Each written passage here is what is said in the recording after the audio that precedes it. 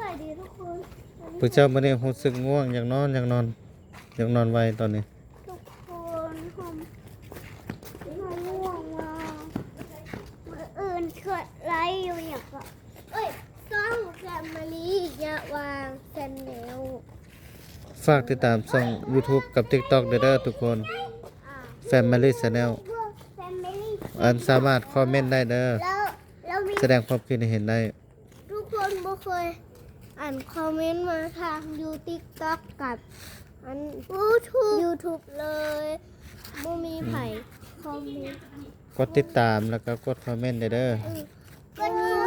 บ่มีใครคอมเมนต์เลยอยู่ในภาษาอังกฤษ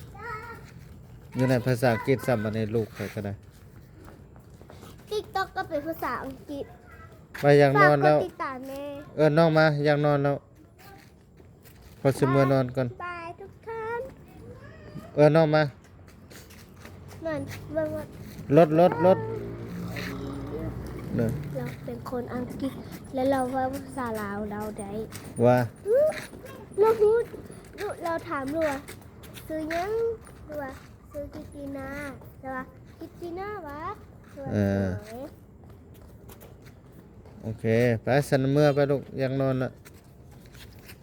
ใช้ทางมาเฮือนนะ